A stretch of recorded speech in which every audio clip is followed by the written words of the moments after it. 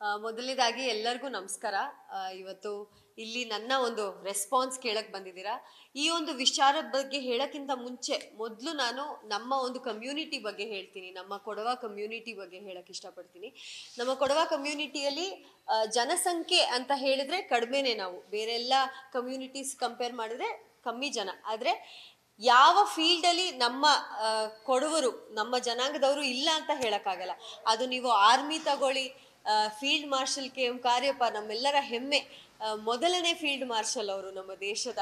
ಅವರು field marshal ಅವರಾಗಲಿ, ನೀವು sports ಅಂತ ತಗೊಳ್ಳಿ, ನೀವು ಸಿನಿಮಾ ಕ್ಷೇತ್ರ ಅಂತ ತಗೊಳ್ಳಿ, ಫ್ಯಾಷನ್ ಅಂತ ತಗೊಳ್ಳಿ, ಬ್ಯೂರೋಕ್ರಸಿ ಅಂತ ತಗೊಳ್ಳಿ, ಅಡ್ಮಿನಿಸ್ಟ್ರೇಷನ್ ತಗೊಳ್ಳಿ, ಎಷ್ಟು ಜನ IAS IPS ಇದ್ದಾರೆ, ಪಾಲಿಟಿಕ್ಸ್ ಅಂತ ತಗೊಳ್ಳಿ, ಎನಿ ಫೀಲ್ಡ್ ನೀವು ಯಾವ ಫೀಲ್ಡ್ನ ಹೆಸರು ಹೇಳ್ತೀರಾ ಆ ಫೀಲ್ಡಲ್ಲಿ ನಮ್ಮ ಕ್ಷೇತ್ರದವರು ಹೆಸರು ನಮ್ಮ ಕಮ್ಯುನಿಟಿಯವರು ಹೆಸರು ಮಾಡದೆ ತುಂಬ ಒಳ್ಳೆ ಹೆಸರು ಮಾಡಿದ್ದಾರೆ. ಮಾಡದೆ ಇರೋಕ್ಕೆ ಸಾಧ್ಯನೇ ಇಲ್ಲ ಅಂತ ಹೇಳಕ್ ಬರ್ತಾ ಇದ್ದೆ.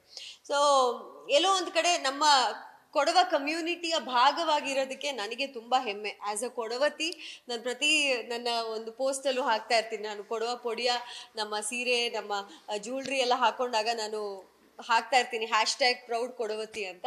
ತುಂಬಾ ಹೆಮ್ಮೆ ಇದೆ. ಆ್ಯಂಡ್ ಇನ್ನೊಂದು ವಿಚಾರ ಏನಂದ್ರೆ, ನಮ್ಮ ಕೊಡವ ಕಮ್ಯುನಿಟಿಯಲ್ಲಿ ಗಂಡು ಹೆಣ್ಣು ಭೇದ ಭಾವ ಇಲ್ಲ. ಏನಂದ್ರೆ ಗಂಡು ಮಗು ಅಂತ ಹೇಳಿದ್ರೆ ತುಂಬಾ ಚೆನ್ನಾಗಿ ನೋಡ್ಕೋಬೇಕು. ಗಂಡು ಮಗು ಅಂದ್ರೆ ಎಲ್ಲಾ ತರದ ಅವನಿಗೆ ಎಲ್ಲಾ ತರದ್ದು ಆಸ್ತಿ ಕೊಡ್ಬೇಕು, ಎಲ್ಲಾ ರೀತಿಯಲ್ಲೂ ಅವನು ನೋಡ್ಕೋಬೇಕು. ಹೆಣ್ಮಕ್ಳಿಗೆ ಏನು ಇಲ್ಲ ಅನ್ನೋದು ಇಲ್ವೇ ಇಲ್ಲ. ನಮ್ಮಲ್ಲಿ ಗಂಡು ಹೆಣ್ಣು ಒಂದೇ. ಗಂಡು ಮಕ್ಳಿಗೆ ನೀವು ಆಸ್ತಿ ಮಾಡ್ತೀರಾ, ಹೆಣ್ಮಕ್ಳಿಗೂ ನಮ್ಮಲ್ಲಿ ಆಸ್ತಿ ಮಾಡ್ತಾರೆ.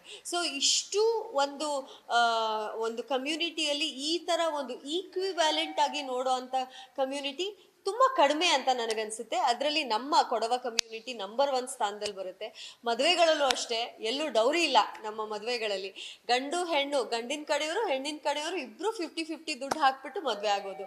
ಎಲ್ಲೂ ಕೂಡ ಹೆಣ್ಣಿನ ಕಡೆಯವರು ಮದುವೆ ಮಾಡ್ಕೊಡ್ತಾರೆ, ಎರಡು ಕಡೆ. ಆಮೇಲೆ ಮಗು ಆಗುತ್ತಾ, ಮಗುನೂ ಅಷ್ಟೇ. ಎಲ್ಲ everything is equally shared. So ನಮ್ಮಲ್ಲಿ ಆ ಭೇದ ಭಾವ ಗಂಡಂದ್ರೆ ಮೇಲೆ, ಹೆಣ್ಣಂದ್ರೆ ಕೆಳಗಡೆ ಅನ್ನೋದು ಇಲ್ವೇ ಇಲ್ಲ.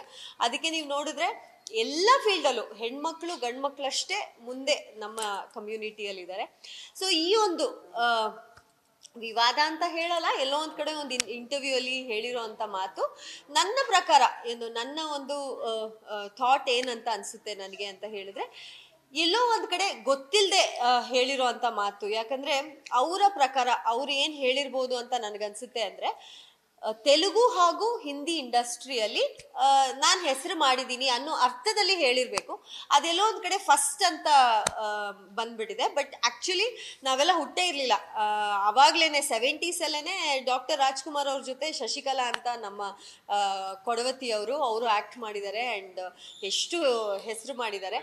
ಅದಾದ್ಮೇಲೆ ಅಫ್ಕೋರ್ಸ್ ನಾನು ಅದೇ ಹೇಳಕ್ ಬಂದೆ. ನಾವೆಲ್ಲ ನೋಡ್ಕೊಂಡು ಬೆಳೆದಿದ್ದು ಇವ್ರ ತರ ಒಬ್ರು ಸೂಪರ್ ಸ್ಟಾರ್ ಆಗ್ಬೇಕು ನಾವು ಅಂತ ನಾವು ನೋಡ್ಕೊಂಡು ಬೆಳೆದು ಬಂದಿರೋದು ಪ್ರೇಮ ಅವರು. ಎಂತ ಅದ್ಭುತ ನಟಿ ಅಂದ್ರೆ, ಸಿನಿಮಾ ಅವರಿಂದ ನಡೀತಿತ್ತು. ಅವರು ಸಿನಿಮಾದಲ್ಲಿ ಇದ್ದಾರೆ ಅಂತ ಹೇಳಿದ್ರೆ ಸಿನಿಮಾ ಬಿಸ್ನೆಸ್ ಆಗೋದು. ಸೊ ಪ್ರೇಮ ಅಂತ ಅದ್ಭುತ ನಟಿ. ಹಾಗೆ ಈಗ ನಮ್ಮ ಜನರೇಷನ್ ಅಂತೂ ಸಾಕಷ್ಟು ನಟಿಯರು ನಾವೆಲ್ಲ ಇದ್ದೀವಿ.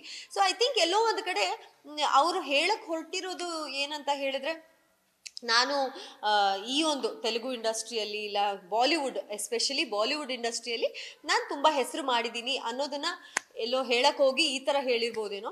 ಬಟ್ ನನಗೆ ಪರ್ಸ್ನಲಿ ನೀವು ಕೇಳಬೇಕು ಅಂತ ಹೇಳಿದ್ರೆ, ರಶ್ಮಿಕಾ ಮಂದಣ್ಣ ಮೇಲೆ ತುಂಬಾನೇ ರೆಸ್ಪೆಕ್ಟ್ ಇದೆ, ಪ್ರೌಡ್ ಫೀಲ್ ಆಗುತ್ತೆ ನನಗೆ. ಯಾಕಂದ್ರೆ ಎಲ್ಲೋ ಒಂದು ಕಡೆ ನ್ಯಾಷನಲಿ ಇಂಟರ್ನ್ಯಾಷನಲಿ ನಮ್ಮ ಒಂದು ಜನಾಂಗದ ಹೆಸರು, ಈಗ ನಾವೆಲ್ಲರೂ ನಮ್ಮ ತಂದೆಯ ಹೆಸರನ್ನ ನಮ್ಮ ಹೆಸರ ಪಕ್ಕದಲ್ಲಿ ಇಟ್ಕೊಂಡು ಬರ್ತೀವಿ. ಈಗ ಹರ್ಷಿಕಾ ಪೂರ್ಣಚ್ಚ ಅಂದ್ರೆ ನನ್ನ ತಂದೆ ಹೆಸರು ಪೂರ್ಣಚ್ಚ, ರಶ್ಮಿಕಾ ಮಂದಣ್ಣ ಅಂದ್ರೆ ಅವರ ತಂದೆ ಹೆಸರು ಮಂದಣ್ಣ. ಎಲ್ಲೋ ಒಂದ್ ಕಡೆ ನಮ್ಮ ತಂದೆ ಹೆಸರನ್ನ ನಾವು ಕಂಟಿನ್ಯೂ ಮಾಡ್ತೀವಿ ನಮ್ಮ ಹೆಸರು ಜೊತೆಗೆ. ಆ ಹೆಸರಿನಿಂದ ಗೊತ್ತಾಗುತ್ತೆ ನಾವೆಲ್ಲರೂ ಕೊಡವ ಜನಾಂಗದವರು ಅಂತ. ಎಲ್ಲೋ ಒಂದ್ ಕಡೆ ಆ ಹೆಸರನ್ನ ರಶ್ಮಿಕಾ ಮಂದಣ್ಣ ಅಂತ ಹೇಳಿದ ತಕ್ಷಣ ಇಷ್ಟು ದೊಡ್ಡ ಹೆಸರು ಮಾಡಿ ನಮ್ಮ ಜನಾಂಗಕ್ಕೆ ಒಂದು ಒಳ್ಳೆ ಹೆಸರನ್ನ ತಂದು ಕೊಟ್ಟಿದ್ದಾರೆ. ಅವ್ರಿಗೆ ಇನ್ನೂ ಒಳ್ಳೇದಾಗ್ಲಿ. ಅವರಿಗೆ ನಾನು ನನ್ನ ಕಡೆಯಿಂದ ಪಾಸಿಟಿವ್ ಆಗಿ ನಾನು ಸಪೋರ್ಟ್ ಮಾಡ್ತೀನಿ. ಯಾಕಂದ್ರೆ we are all very proud of her. News first, ನಿರ್ಭೀತಿಯಿಂದ ನಿಮ್ಮ ಪರವಾಗಿ.